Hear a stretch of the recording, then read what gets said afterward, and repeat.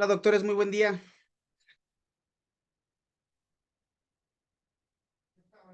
Buenos días, Doctores, buen día. ¿Cómo se encuentran el día de hoy? bien, gracias, ¿y usted? Eso, con ánimos, ¿verdad? Para empezar, Sí, una buena semana, perfecto. Denme oportunidad para abrir la presentación y listo. Por ahí anda también el doctor Rodrigo. Ah, sí, ya lo vi. Casi no se escucha el doc, pero bueno, quizá anda ocupadito, pero está bien. Lo importante es que nos encontremos bien. Hoy sí voy a robarle las palabras.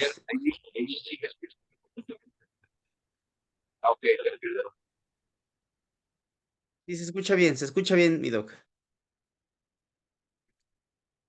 Pues le voy a robar las palabras al doctor Afranio, porque en verdad que está esta situación de salud que otra vez empieza a imperar y a complicarse un poquito. Cuídense mucho también y sobre todo cuando estamos ahí en la escuela, que es lo que estamos, tuve junta con la gente de administración para que los cuiden a ustedes, llevando los protocolos como los llevábamos desde, pues a la doctora Mel sí le tocó, ¿se acuerda? Cuando y fueron como 2 meses, creo que a noviembre, octubre y noviembre, fueron sí, doc.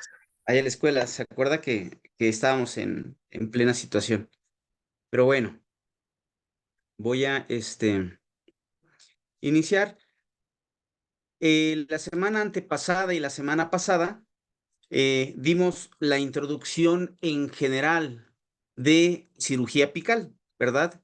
Encaminada a, a un especialista, un futuro especialista de endodoncia.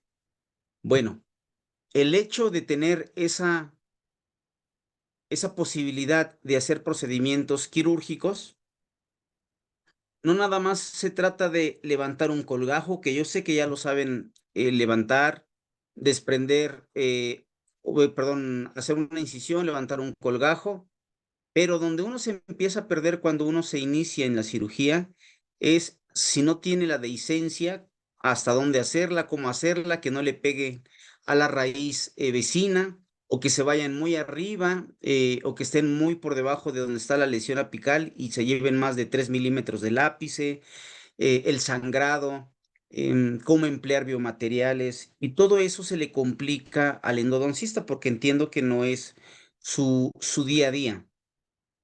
Y por eso echamos mano o nos apoyamos de un cirujano, ¿verdad? Un cirujano bucal o un periodoncista que nos ayude a hacer todo ese proceso y pues prácticamente el endodoncista provoca o propicia la apicectomía, ¿verdad? O el curetaje, que ya hablamos, o la plastía radicular, tres conceptos que habíamos mencionado, y posteriormente la desobturación y retroobturación del conducto, que eso un cirujano bucal lo puede hacer, pero no está entrenado como tal, al igual que ustedes. Bueno, después de este preámbulo, a mí lo que me interesa en este semestre y en el que sigue, porque son 2 semestres de cirugía apical 1 y cirugía apical 2, es que puedan ustedes realizar con conciencia, con conocimiento del manejo del tejido también, un procedimiento quirúrgico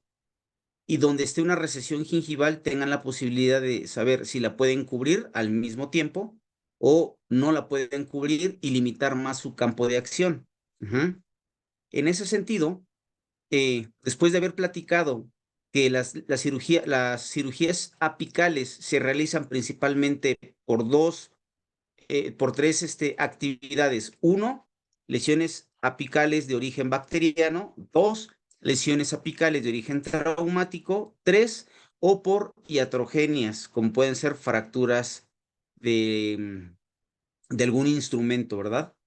Entonces, a partir de esta situación, hablamos que las periodontitis apicales van a ser principalmente de origen bacteriano. Platicamos de las lesiones que mencionaba el doctor Siqueira Jr., ajá, que son del conducto, la mayoría de las ocasiones. Anteriormente, como se le conocía aquí como primaria y secundaria, esto, el doctor, ay, se me fue su nombrecito.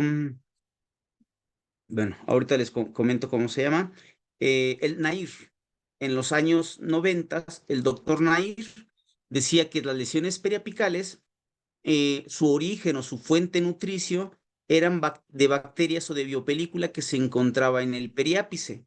Y desde el 2011 sabemos que esta cantidad solamente es el 5%. Nair, después de habernos dado esta información durante muchos años, lo ocupamos y llega el doctor Siqueira junto con la doctora Rioca en el 2011 y comenta por estudios histológicos y microbiológicos que es el interior del conducto el que presenta gran cantidad de bacterias como las que nosotros vemos en esta imagen, ¿verdad? Sí se ve la pantallita, ¿verdad? Sí, doctor. Ok. Y reconocemos entonces nosotros que, déjenme quito este tantito, esta biopelícula, esto que se encuentra aquí, ¿verdad? Son los del artículo original del doctor Siqueira, donde podemos observar que no nada más se ve en un conducto ya conformado, ya preparado, instrumentado, ¿sí? Sino también en conductos que son,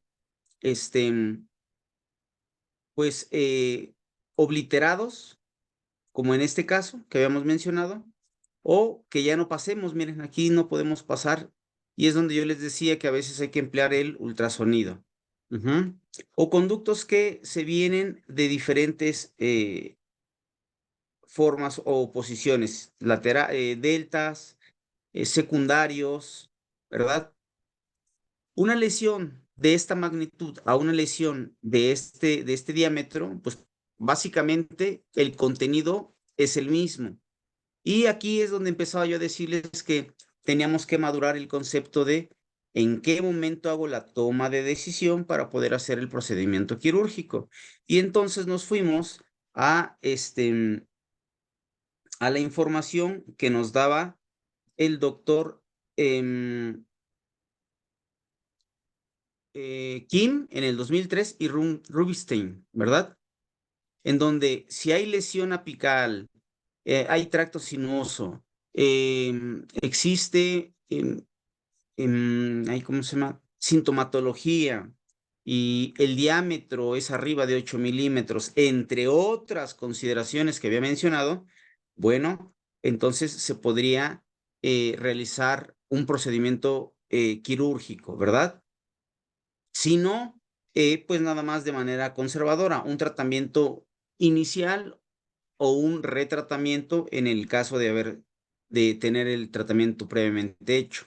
Y la tasa de incidencia de éxito de los retratamientos estaba arriba del 94 al 96%, una tasa alta.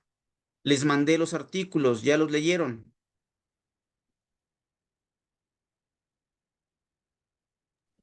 En eso Doctores. sí. Bueno, recuerden que también esa es chamba de ustedes, ¿sale? No, sí quisiera que le pusieran un poquito más de atención para que podamos participar, que no sea un monólogo, en aras de saber qué captaron de esos artículos. Ujú. Ya la siguiente semana, sin falta, se las voy a pedir, si no, pues ya empezaremos a dejar tareas extra, ¿vale? Bueno. Entonces, de todo ello decíamos, bueno, antes de saber que yo voy a operar al paciente, yo necesito realizar consideraciones quirúrgicas generales, que fue lo que estuvimos platicando la semana pasada en la escuela, de entre de por qué era el interés de la historia clínica. El doctor Afranio, sin querer, también está compartiendo la importancia, yo sé que sí lo saben, pero lo interesante aquí, y eso me va a gustar más porque va a enriquecer esta materia, es la lectura de los estudios de laboratorio que les van a explicar, ¿verdad? O que nos van a explicar. Esos estudios es importante para saber bioquímicamente cómo está el paciente, porque a veces ni el paciente lo sabe. Y platicamos rápidamente de algunos marcadores que se pueden observar en un estudio de laboratorio de riesgos, tanto cardíacos, problemas hepáticos, problemas renales, como son las transaminasas, TGO, TGP, deshidrogenasa láctica, deshidrogenasa carbónica, la urea, la creatinina, para saber cómo filtra el riñón, biométricamente hemático, cómo se encuentra en los neutrófilos por los sangrados, los tapones plaquetarios, los eritrocitos y una cantidad que vimos la semana pasada en la clase. Si gustan, la pueden revisar. Bueno, una vez que hacemos todo esto, entonces sí, entramos a otras consideraciones que ya no son meramente médicas, sino son consideraciones clínicas, ¿sí? Y aquí es donde empieza nuestra clase. Ujú. Dentro de estas consideraciones clínicas van a ser consideraciones prácticamente de tipo anatómico. Antes de empezar a que levantar el colgajo y todo ello, a mí me interesa que ustedes recuerden, por favor, doctor Rodrigo, Tania o Melanie, recuérdenme al final de mandarles este artículo que les dije y no se los mandé la vez pasada, que es el del inicio de cirugía endodóntica. Este es un clásico y a partir de aquí vamos a partir para este, mm, poder tener consideraciones de lo que se hacía antes y la parte microscópica. Ok, entonces, dentro de estas consideraciones, bueno, vamos a tener las consideraciones anatómicas, como habíamos dicho, ¿verdad? Justo esto. La anatomía macroscópica, lo que ustedes conocen como encía, es una mucosa masticatoria, ¿verdad? Y aquí me interesa que ustedes recuerden, todo esto lo llevamos en licenciatura, saben reconocer las estructuras de la encía, no me voy a detener en ello, pero sí les voy a decir la importancia del por qué recordar cada estructura, porque todo va a redundar, cualquier procedimiento quirúrgico va a redundar a que la encía se cicatrice por primera intención si estamos manejando bien los tejidos o por segunda intención que a veces queda como toda burda, irregular, gordita. Y eso a veces los pacientes, sobre todo en la parte anterior, es en donde nos cuestionan o se preocupan, y es una preocupación natural, de decir, ¿me va a quedar así la encía? Entonces, toda esta parte es interesante. Primero, recordar que la encía es parte de la mucosa masticatoria, ¿verdad? Es un epitelio de protección. ¿Protección ante qué? Ante los agentes irritantes externos, desde los alimentos hasta las bacterias que son con las que convivimos. Ujú. Esta encía sabemos que presenta queratina. La queratina es lo que le confiere esta consistencia lisa, ¿sí? Esa brillantez que presenta la encía y lo que le va a dar protección ante los alimentos. Principalmente, ¿dónde encontramos la queratina, doctora Tania? Em,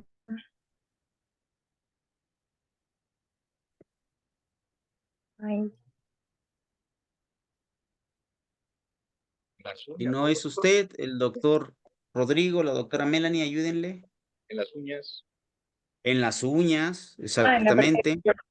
Ok. ¿Dónde? No, es que yo pensé que Uñas, me iba a ir más de alimentos, pero sí es uña y en la piel, ¿no? También. cabello, ¿sí? ¿Qué característica tendrán entonces la encía, las uñas y el cabello respecto a la queratina? Que esta queratina, en esas tres estructuras que acabamos de mencionar, se renuevan todos los días, ¿verdad? Y protegen a estructuras que no presentan, o más bien estructuras sensibles. Ujú. Entonces, para nosotros la queratina va a ser sumamente importante y en boca o localmente la vamos a encontrar específicamente en la encía insertada, ¿verdad? En esta encía insertada que veremos más adelante. Ajá, esta encía insertada, esa tiene su gran protección de toda la estructura y eso permite a que no nos duela lo que a veces rozamos por la encía. Ujú. Esta queratina, pues sabemos que está formada por queratinocitos que cuando hacemos un procedimiento quirúrgico, se pueden dar dos tipos, que se siga ortoqueratinizando, como ven aquí en la imagen, o sea, una queratinización, pues puedo decir, sin ninguna alteración, sino toda uniforme, ajá, ortoqueratinización, o paraqueratinización, que eso sí me preocupa, porque la paraqueratinación lo que provoca es una tipo cicatriz queloide en la piel. Sí, ubicamos la cicatriz queloide. Son como las cicatrices que en la piel normalmente quedan. Para ello les muestro una imagen de una pacientita que atendí en consulta porque presentaba esta situación. Ujú.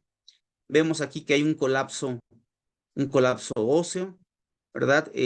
Aquí quisieron compensar con resina, con un póntico de resina. Ella tiene dos provisionales en estos dos dientes, pero vean cómo se ve de manera uniforme todo este tejido y aquí se ve colapsado e inclusive hay una zona en donde pareciera que es una incisión, pero llevaba mucho tiempo de no poder cicatrizar. Ujú. ¿Vamos bien? Sí, Doc. ¿Y esto a qué se Ahí. da, Doc? Esto se da a que no se dio desde el principio un cierre primario adecuado. Ajá. ¿A qué me refiero con cierre primario? Que cuando iba a cicatrizar esto, de manera bien, de manera de primera intención, se le conoce, había aquí estructuras de hueso fracturado, o sea, roto. Como la señora, como antecedente, ella tuvo una avulsión de ese lateral. Ella vende comida y pisó mal, porque la charola le tapaba la luz, ¿no? La visión más bien. Pisó mal y va para abajo y se dio en los meros dientes. Ujú. Entonces sufrió la avulsión, por falta de recurso, no se trató, pues ya no tenía el diente, ya no le iba a doler, ¿verdad? Entonces fue a que la atendieran en un lugar cerca de donde se encuentra y pues, aunque observaron esta forma de cicatrización, pues decidieron nada más colocar el dientito, supongo, no me dijo, pero supongo que fue por recurso, ¿no? Por el recurso económico y lo rápido y lo práctico, póngame un dientito y se lo puso, como más bien se lo pusieron.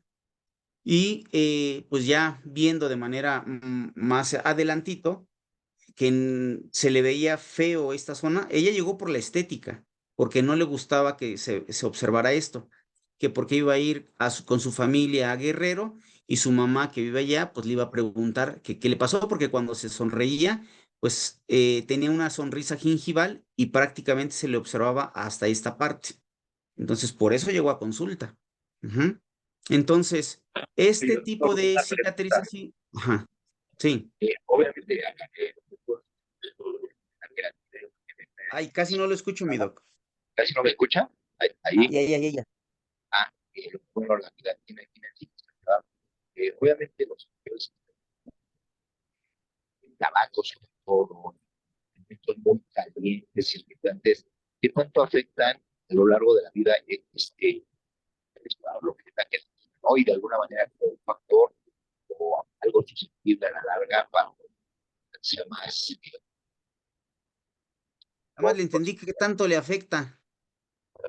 ¿Qué le afecta a la larga? Es que estoy conectado en la escuela y se pierde la señal.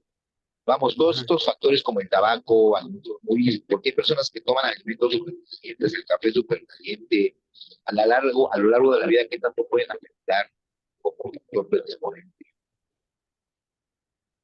¿Qué pueden afectar a lo largo de la vida la gente que toma, que consume tabaco y todo ello, a al pronóstico de qué me dijo al final? Al pronóstico de, sobre todo, de algún problema de algún absceso y sobre todo cuando se haga alguna cirugía. Ajá. Bueno, eso, muy buena pregunta, porque lo vamos a ver también en otra imagen más adelante. Afecta mucho, mucho y principalmente el tabaco, ¿no? Gente que se fuma, estamos hablando de 10 cigarros hacia arriba. La clasificación de las enfermedades periodontales actualmente manejan que 10 cigarros hacia arriba ya es un problema periodontal. 9 cigarros para abajo, estamos en un riesgo solamente y lo manejan por grados, grado A, grado B o grado C. Ajá, pero el tabaco genera isquemia, hipoxia en la encía.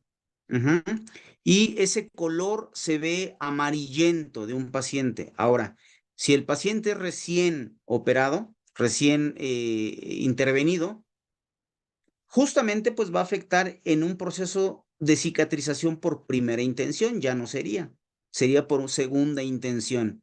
Y en una cicatrización de segunda intención, quiero que ustedes recuerden que no vamos a tener control de hasta dónde llegue la encía, de cómo se comporte la encía, y puede generar que cuando cicatrice ya por completo quede un defecto como este. Ujú.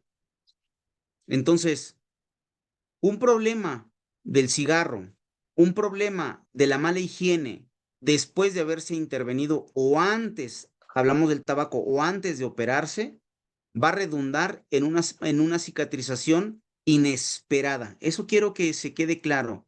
Y al decir inesperada es que no sé hasta dónde va a quedar. Me va a generar recesión, sí me va a cubrir como debería de cubrir. Y el pensar en ello, uno se va a la cama de veras pensando en, híjole, no sé qué vaya a pasar. Y pues el paciente es el que paga los platos rotos y el que em, pues básicamente nos reclama. Ujú. Entonces sí es muy importante, doctor Rodrigo, el hecho de pedirle al paciente previamente que baje el número de cigarros. No se lo quitamos de cajón porque no lo vamos a poder lograr, pero que baje la cantidad por seguridad de su procedimiento. Ujú. Es difícil, muy difícil. A mí me ha tocado desde N cantidad de veces, el poder pelearme clínicamente con personas que no lo entienden, no lo entendemos y pues es preferible postergar su procedimiento quirúrgico. Recuerden esto también, esto es bien importante. Los procedimientos quirúrgicos apicales, todos son planeados, todos son planeados. Ninguno es de urgencia, ¿sale? Ninguno es de urgencia. Si lo vemos desde el punto de vista biológico, porque si lo vemos desde el punto de vista económico, claro que van a ser urgentes, ¿sí? Y los queremos operar de hoy que me dijo para mañana en la tarde, ¿sí? Entonces, digo, se vale pensar que el paciente lo puedan operar de hoy para mañana, siempre y cuando cumpla con las condiciones que ahorita estamos mencionando. Pero si por algún punto de los que estamos ahorita platicando de tejido blando no les checa, no les da confianza, postérguenlo. Ujú. Preferimos mantener tejidos estables y esto es algo básico, tener tejidos estables para poder predecir la cicatrización, ¿sí? Y aún así, a veces llega a fallar, ¿ok? Entonces, Te seguimos. comento, te comento, no sé si le ha pasado a las doctoras, porque luego a mí pacientes que tienen tabaquismo en una simple extracción, la cicatrización a veces, híjole, cuesta un poquito de trabajo y si queda medio frita luego en una simple exodoncia ¿sí? ¿Cuál ha sido su experiencia, doctoras Tania y Mel, en hacer procedimientos, como comenta el doctor, desde una extracción en teoría común o rutinaria, algo complejo? No, bueno, yo en el consultorio yo no practico las extracciones, han sido como 3 en todo lo que llevo ahí. Realmente yo llamo al periodoncista. Ajá. Sí. Doctora Mel. Yo sí hago extracciones, Doc, pero nada más como simples de ciertos dientitos y ya que los veo con cierta movilidad o algo así. Ajá. Y cuando hacen las extracciones, pregunta, ¿qué le ponen después de hacer la extracción? ¿Nada más lo extraen y le forman el coágulo o ponen alguna otra cosa? Yo coloco el esponja, hay esponjacita, algo así, nuevo. Ajá. Gelatinasa, pone el doctor. Gelatina, Este, exacto. y doctora Mel, No, Doc, yo no pongo nada, solo limpio y cierro y ya. ajá. De manera como lo aprendimos en la escuela, ¿no? Extraer y se forma el coágulo, la técnica del doctor Robbins en el año de 1969. Pero hoy, y es importante que lo hagan, los estimulo a que lo hagan, si lo van a seguir haciendo extracciones, deben de colocar un material, no necesariamente hueso, no necesariamente membrana, como bien comenta el doctor Rodrigo, basta con una esponja hemostática que contenga gelatinasa para estructurar el coágulo, le llaman organizar el coágulo dentro del propio alveolito, o sea, eso lo hace biológicamente. ¿Cuál es el objetivo? Evitar perder hueso o que el hueso se colapse en sentido vertical. No me interesa. El que me preocupa es en el espesor, ¿sí? Porque en ocasiones van a requerir una prótesis fija, ajá, o quizá un implante. Y ustedes están ayudando a madurar ese lecho para no perder en espesor hueso. Ya lo veremos más adelante. Bueno, vean, un procedimiento tan de día a día en la consulta como extracción de dientes que tengan movilidad grado 3 a lo mejor, ¿sí? El hecho de extraer no significa de nada más dejarlo así, sino ayudar al tejido blando a que no se colapse, uno, a que no se pierda la queratina, porque cuando uno pierde un diente, ya no tiene las estructuras anatómicas propias de la encía. Es decir, ya no presentas la encía insertada, ya no presentas la línea mucogingival y solamente te quedas con tejido queratinizado. Y cuando uno quiere realizar algún procedimiento de regeneración, ajá, o de implantología, eh, se complica formar otra vez, o bueno, que el organismo forme esas estructuras. Bueno, todo esto que estamos mencionando y qué bueno que sea retroalimentación, es porque lo que yo busco es la ortoqueratinización en cualquiera de los procedimientos que se hagan quirúrgicos, ¿sí? Este es el manejo, el tan famoso manejo de tejido blando que hace el periodoncista entre sus actividades, ¿verdad? ¿Cuál? Mantener esta estructura de la encía insertada estable para que los demás tejidos se puedan regenerar por primera intención, ¿sí? De tal manera que la paraqueratinización, que es el exceso de queratina, como una cicatriz queloide que les mencionaba. Ujú. Es un exceso de queratina o una baja cantidad de queratina. ¿Por qué? Porque los queratinocitos no están llegando a poblar esa zona de la encía. Y como muestra, yo les mencionaba esta imagen, ¿verdad? Bien, ahora, una vez que reconocimos que contiene queratina, también tiene células de defensa. Y estas células de defensa son las famosas células de Langerhans. ¿Dónde se encontrarán ubicadas estas células de Langerhans? Lo que está. En la encía insertada. Ujú. En la encía insertada se encuentran las células de Langerhans y su función es de defensa, donde también se encuentran ahí macrófagos. Hay un término que se conoce como macrófagos espumosos. ¿Por qué es importante decirles de estos macrófagos espumosos?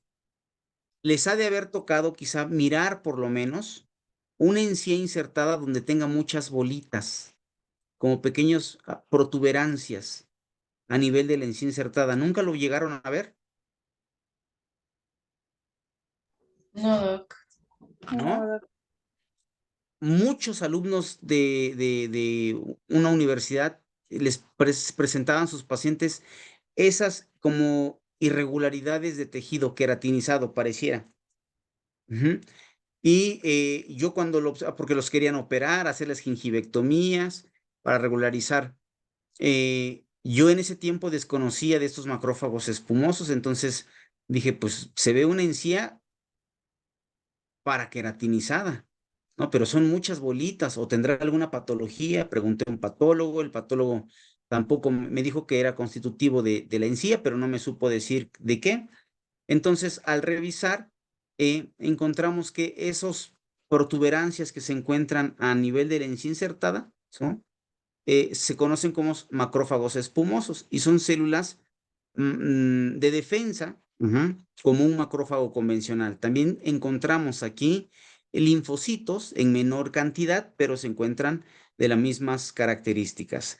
Entonces, esas células de defensa confieren a que la biopelícula, pues si se mantiene ahí en boca, bueno, pueda proteger y defender a la encía, para que no puedan ingresar por el epitelio al interior del tejido conectivo. Bien, tenemos otro tipo de células que se conocen como células de Merkel. Son las células sensitivas, las que apóyenme ahorita, por ejemplo, con su uña, si tienen su mano limpia, píquense el fondo de saco. ¿Qué sienten? Si se pican el fondo de saco con su uña. dolor. Dolorcito. ¿Y la encía insertada? No, mucho menos, nada, casi Es nada. mucho menos el dolor. Justamente, entonces, con esto que hizo doctora Tania, que usted sepa que existirán mayor cantidad de células de Merkel en el fondo de saco, en la mucosa alveolar, y en menor cantidad en la encía insertada. ¿Por qué les comento esto? Porque cuando hacemos cirugía apical, hay una técnica, y lo hacen mucho los cirujanos orales y los cirujanos maxilofaciales, como no quieren desprender desde el surco gingival, entonces a nivel de la línea mucogingival hacen la su incisión. Ujú. Y realizan su levantamiento de colgajo para solamente ellos, yo creo que tienen esta información de nada más llegar al ápice, ¿verdad? Y suturan, entre la mucosa y la encía insertada, y para ellos es menos visible, la herida, la cicatriz, y más rápida la cicatrización del tejido. Y efectivamente así es. El detalle es que cuando uno no está bien dormidito, bien anestesiado, híjole, ponle en el fondo de saco y duele horrores. Entonces, recordar que las células de Merkel se encuentran en mayor cantidad en la mucosa alveolar que en la encía insertada. Bien, y ahora bien, todas estas células, una característica de la mucosa masticatoria, cuando uno se cepilla la boca, se cepilla los dientes y también se cepilla la encía y los carrillos, ¿verdad? Les ha de haber tocado, y estoy seguro que en la licenciatura, cuando les daban tinción con la pastilla reveladora, también se les pintaba la encía, porque en la encía también encontramos biopelícula, pero nada más basta con que le pases una sola vez el cepillo a la encía o a los cachetes, y se desprende todo ese tejido, ¿verdad? Te digo, toda esa coloración, perdón, esa coloración donde se lleva la biopelícula, las bacterias, y solamente permanece esa pintura o esa tinción sobre los dientes, porque sabemos que los dientes, el esmalte del diente no es descamativo. Y por esa razón tenemos la necesidad de hacer el barrido mecánico. Bueno, esta actividad descamativa le viene bien, ajá, porque sabemos que tanto en la mucosa como en los dientes, ajá, se forma de inicio una película adquirida y pasando los días, las horas, los días y las semanas, se forma la biopelícula, que cito nada más, ya lo vimos, pero para recordar, cito, la biopelícula es un conjunto de microorganismos organizados que viven en eubiosis dentro de una cápside de glicocálix. Ujú. Esta biopelícula, pues es de la que nosotros peleamos constantemente y hago la rectificación o ratificación más bien de un paciente antes de ser operado. Necesitamos que esté sano el tejido. ¿Por qué razón? Porque va a tener color, textura, consistencia sana y me va a permitir que cuando yo haga mi procedimiento quirúrgico, em, pueda predecir el éxito de mi procedimiento quirúrgico. ¿Sí me explico? Entonces, esta biopelícula de la que hemos hablado mucho tiempo, no me voy a detener porque ya la hemos platicado, pero quiero nada más que quede en consideración, puede formarnos características como esto, como una enfermedad gingival. Si yo pretendo operar a un paciente así, y miren que ustedes me podrán decir ahorita en clase, no, no, no, no lo podemos hacer, no es bueno. Lo he visto N cantidad de veces operar clínicos con estas condiciones. Meto la hoja de bisturí y sabemos que va a haber un sangrado pues profuso e importante al inicio. Ya levantando el colgajo, ya no sangra tanto. ¿Por qué? Porque vamos a levantar desde el periósteo. Ajá. Y solamente se queda un tipo de irrigación, que lo vamos a ver más adelantito, la irrigación de la encía, por eso ya no sangra. Pero el problema no es que me sangre, sino el problema es que cuando yo lo suture, si yo le paso la aguja de sutura por aquí, ¿sí? Como este tejido está fiable, parece gelatina, cuando yo lo ponga y yo anude, haga mi punto de sutura, se puede desgarrar. ¿Por qué? Porque todo esto está flácido, está fiable. Fiable es como un papel. Ujú. Y entonces, ahí nos metemos en problema porque ahora ¿de dónde agarro mi sutura? Ah, pues más fácil, me agarro de acá abajo, ¿no? De donde no esté rojito. Sí, pero el detalle es que mientras más queratinizado agarres la sutura, pisas la papila, la aplastas. Ujú. Se aplasta la papila. ¿Sí? Y si no quieres aplastar la papila, quieres conservarla, le vas a tener que anudar, pero muy suavecito, y no van a afrontar los tejidos. Entonces, a los 2 días después de que se desinflame, vas a tener la herida parcialmente abierta, en donde la queratina, el epitelio se va a empezar a invaginar y te va a generar una cicatriz por segunda intención. ¿Sí me doy a entender, doctores? Esto yo lo he vivido N cantidad de veces, ¿eh? Sí, sí, doctor. ¿Sí? Bueno, entonces, por eso la importancia de que este tejido, ¿sí? Esté sanito y esté firme, como lo hemos visto en algunas imágenes. Y para ello importante, pues, hacer sus pulidos previos, sus limpiezas previas. No toda una fase 1 completa, ¿sí? Pero bajar la carga microbiana, excelente, de tal manera que cuando llegue el paciente a cirugía, o una revisión previa antes de la cirugía, puedan ustedes observar ese tejido sanito, ¿sí? Entonces, yo aquí les pongo de manera muy literal, pues evidentemente sé que no van a operar en estas condiciones, pero pues sabemos que cualquier factor, tanto exagerado como esto de materia alba, ¿sí? Como en la imagen que están viendo ahorita, ¿sí? Ahí no se ve materia alba como la que están viendo en la parte izquierda, ¿sí? Ambas son alumnas de odontología de una X escuela. Ujú. Del lado derecho de mi pantalla, aquí, pues no observamos gran cantidad de materia alba, pero sí observamos que las papilas están inflamadas. ¿Sí las ven? Yo le preguntaba a la doctora, a la compañerita, ¿ocupa hilo dental, doctora? Y ella me decía que, pues, de vez en cuando, no diario, no rutinario. Le digo, ok. Me preguntó por qué. Le dije, porque en sus papilas se observan, pues, de un color amoratado, y esto nos da pie a saber que hay congestión sanguínea. Que no sangre, pues bueno, no se da cuenta. Ujú.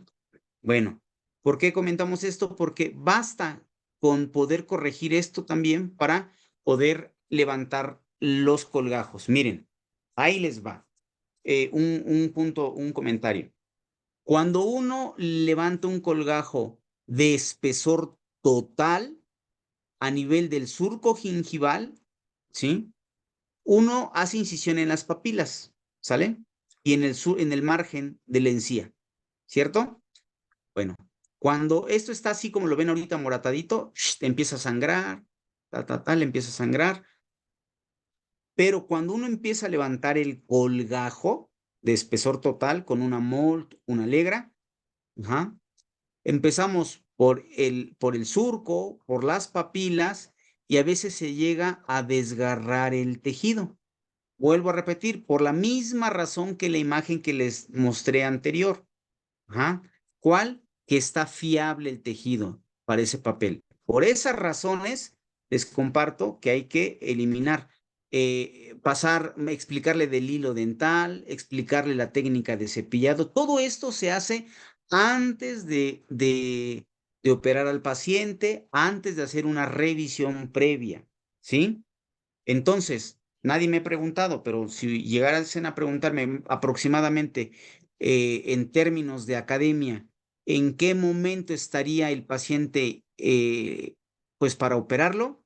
La primera consulta es para diagnosticarlo, analizarlo y hacer su plan de tratamiento si es oportuno ahí. La segunda cita o la segunda visita sería para la revisión de lo que ustedes ya le habían explicado, ¿sí? El cepillado, cómo ocupar el hilo, hacer una limpieza previa, ¿sí? Y ya la siguiente sesión que comento, la segunda, estaría nada más para revisión, ¿sí? De el tejido, de las características de la encía, y entonces ahora sí, ponerle fecha a su procedimiento quirúrgico, ¿sí?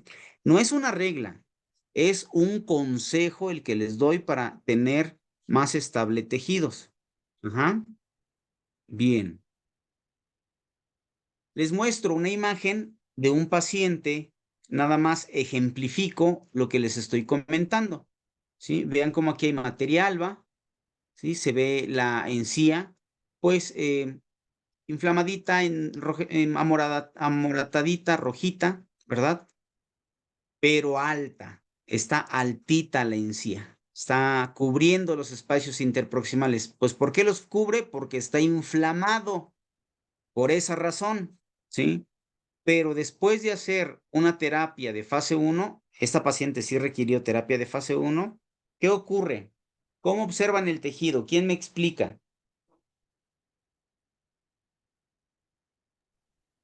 Hay una retracción de la encía. Sí, ¿verdad? Las papilas.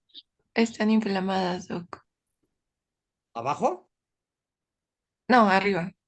Ah, sí, arriba están inflamadas. No, yo les pregunto de las fotos, imágenes de abajo. ¿Qué ven? ¿Qué característica? ¿Qué me pueden decir? Ya, el doctor Cambio Rodrigo de dice, color. hay retracción de las papilas. Bien.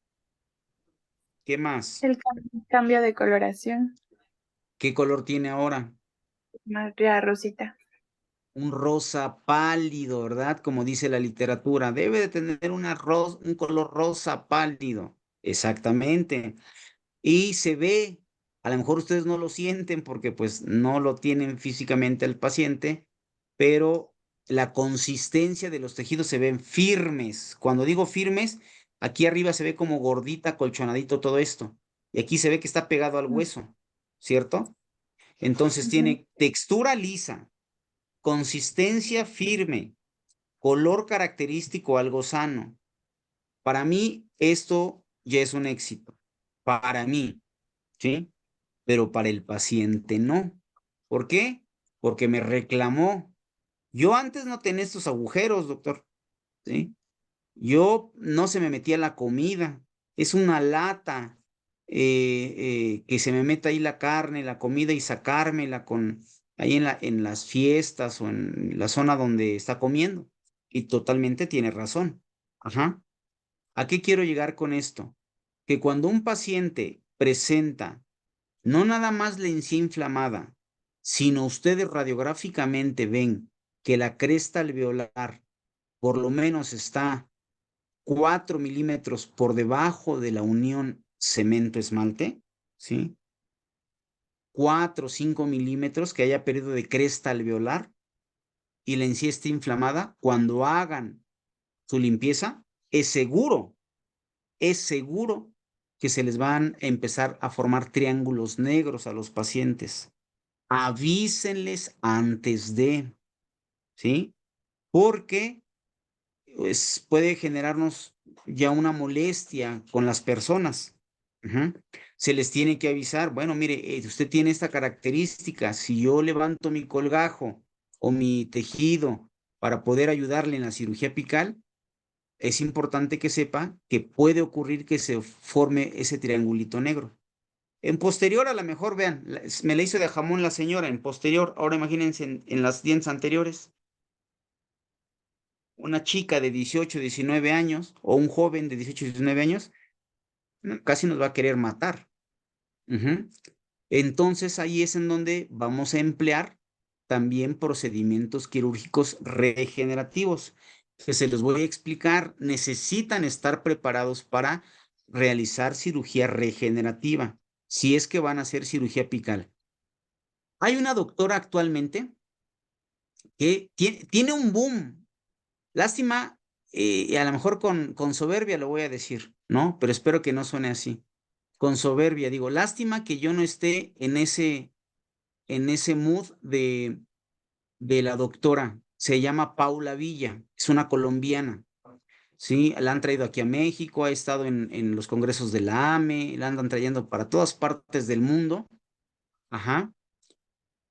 Y con respeto lo digo, hace muy buena cirugía, es muy buena cirujana, pero cualquier periodoncista o cualquier cirujano no se inmutaría porque dice, bueno, no hace nada extraordinario, realmente no hace nada extraordinario con respecto al manejo del tejido. Lo que ella aprendió a hacer, fíjense bien, es a regenerar, algo que pues, un cirujano o un periodoncista lo hace todos los días, ¿sí?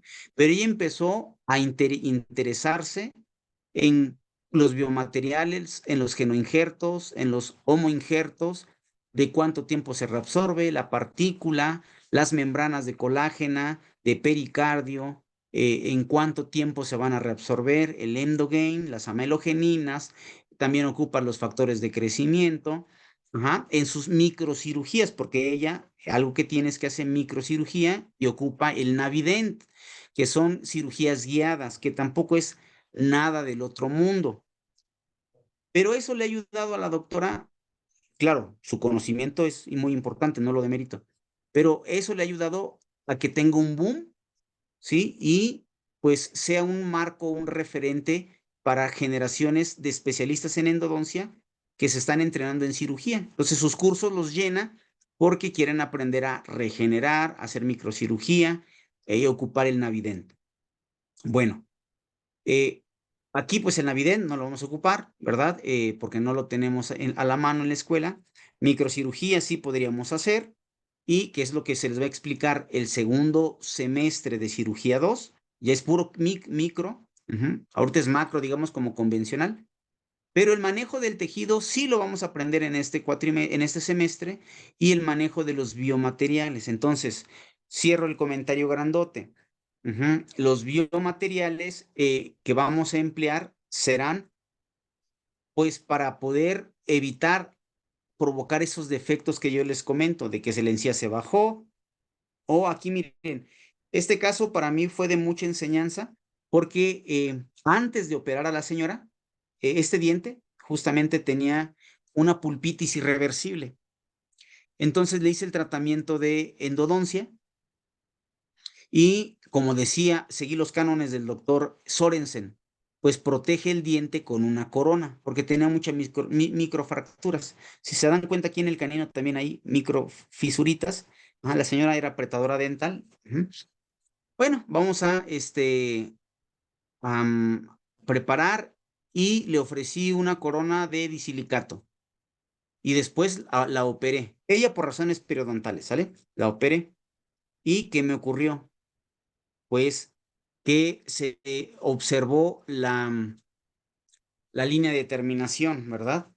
Y esto, pues también a la señora, pues, pasaba la lengua y sentía la diferencia. Entonces, todo esto hay que verlo previo a realizar procedimientos protésicos y quirúrgicos. Ahora bien, aquí nosotros recordamos o reconocemos, ¿sí? Ya vimos parte de la encía insertada, que está constituida la mucosa masticatoria por una encía marginal que mide aproximadamente 2 milímetros, la encía marginal, ¿sí? Después viene, ya dijimos, la encía insertada, que en condiciones de salud, nos comenta el doctor Linde, que va de 2 a 8 milímetros de espesor. Aquí esto es bien importante, que ustedes sepan cuánto tiene el paciente de encía insertada, porque para la planeación quirúrgica yo sabré si voy a hacer una incisión circular, o sea, que vaya metido aquí en el surco, en la hoja de bisturí para desprender, o podré hacer una loop ocean vein, que la loop ocean vein, y se los compartí a las doctoras la semana pasada.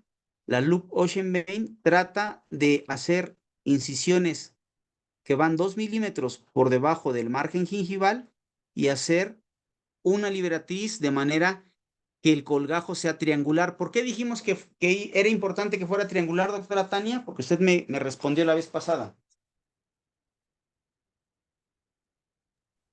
Fue triangular para que se puedan afrontar bien los... No, para que no... Ya se Sí, me ¿no? Para olvidó. que no quede nada ocultadita. ¿Es por las líneas de crecimiento, no, doctor? ¿O cómo va la tía, cómo va su crecimiento sería? Más que ello, la doctora Tania me lo dijo bien simple la vez pasada, hoy quiso ser rimbombante. Pues para que la cicatrización sea más rápida. Si yo Ok. hago un levantamiento de colgajo triangular, evidentemente yo les decía que en la sutura, aquí hacemos el primer nudo. Dijimos, ¿se acuerdan? Luego aquí el Ujú. segundo nudo, y luego aquí el otro nudo, y luego ponemos un nudo suspensorio al momento de suturar. ¿Sí se acuerdan o no, doctoras? Sí, doc. Sí, sí, sí. Sí, doc. Pues era nada más para que la cicatrización sea más rápida, ¿sí? Ujú. Pero ojo, porque aquí viene algo bien importante, que el doctor Velvart, anótenlo, Velvart con V, Velvart, 2 veces V, el doctor Velvart nos modificó el diseño de colgajo, y ahora es como se hacen. Si hacemos una loop ocean vein, déjenme, voy a hacer una aquí y otra aquí. Ojo, aquí, en la base de la papila, la incisión tiene que ser, la incisión relajante o descargante tiene que ser, ¿ya la miraron aquí? ¿Cómo se ve aquí? Como circular, doc, como... Roma, Ujú. exactamente, ¿sí? Todas sus incisiones tendrán que ser romas. Y antes, digamos, en la base de la papila hacíamos esto. Bueno, aquí ya me pasé. O sea, aquí y luego esto, ¿sí? Como un pico, como un triángulo. Ujú. Esto generaba que esta puntita del colgajo se necrosara porque le cortan irrigación. Ahorita vamos a hablar de la irrigación del colgajo.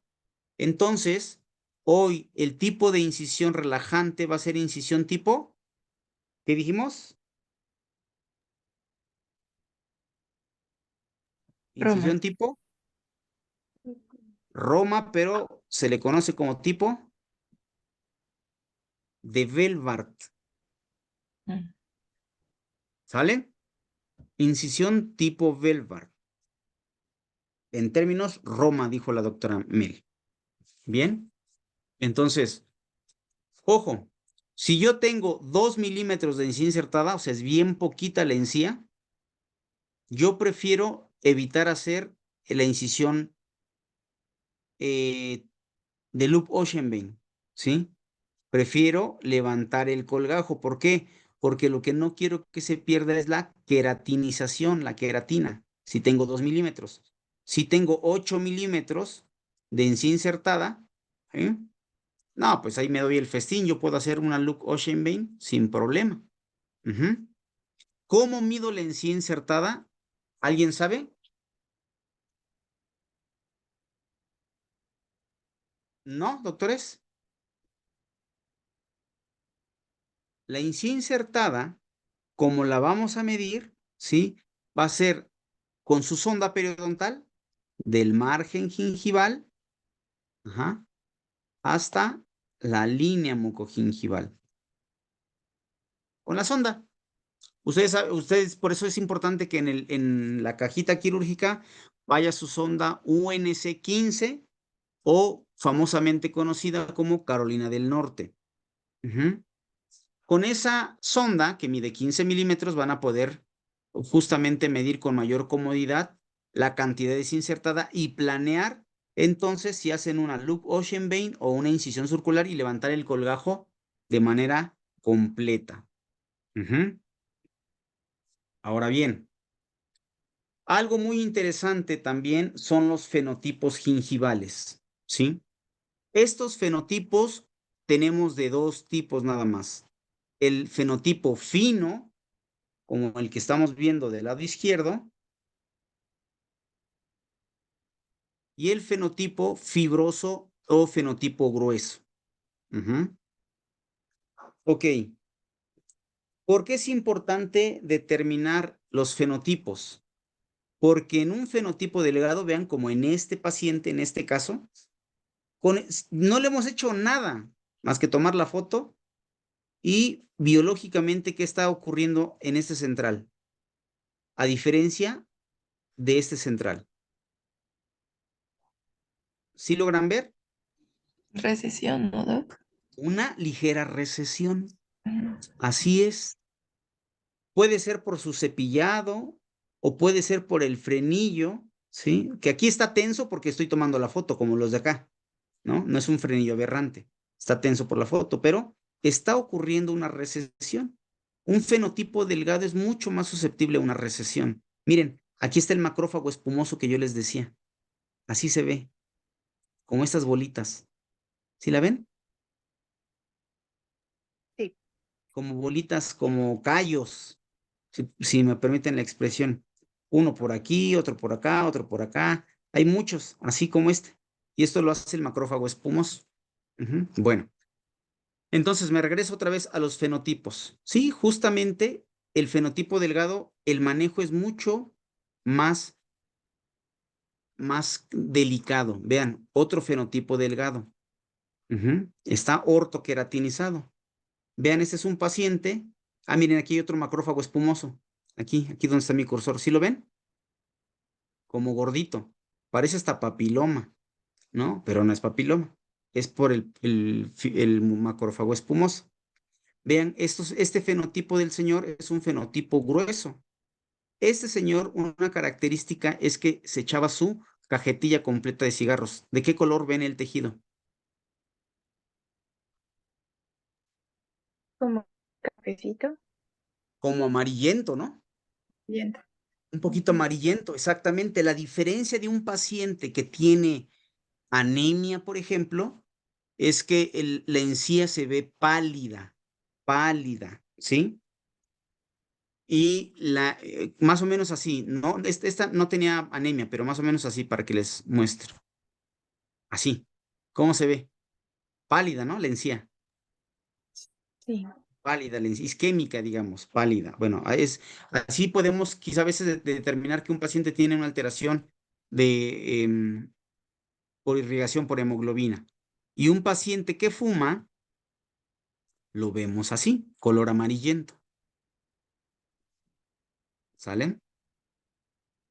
Entonces, cuando uno realiza una incisión, un colgajo en un fenotipo fino, esto nos puede ocurrir. Es bien común. No se espanten, ¿sí? No se le va a caer el pedazo, ni tampoco va a haber algún problema. Miren, estos son los triángulos que yo les digo que hacen cuando el tejido no está sano, ¿no? Esto pasa constantemente en fenotipos delgados, ¿sale? Ese es un caso de una chica que operé. Cuando tenemos estos aumentos de volumen, estos tardan en bajar, ¿eh? Un absceso, y eso es un problema para el paciente porque cuando tiene un cachetote grandote, quiere que cuando lo trates se le baje de la noche a la mañana. Va remitiendo la lesión, pero el absceso, la inflamación, tarda hasta 15, 20 días, ¿eh?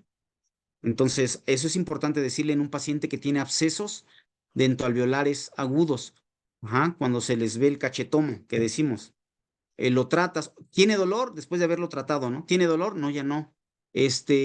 ¿Punza? No, ya no me punza. Ya sienten indurado la lesión, porque ya está remitiendo la lesión, pero sigue estando con el cachetito. Eso va a ser normal, esa es la secuela que queda, la inflamación.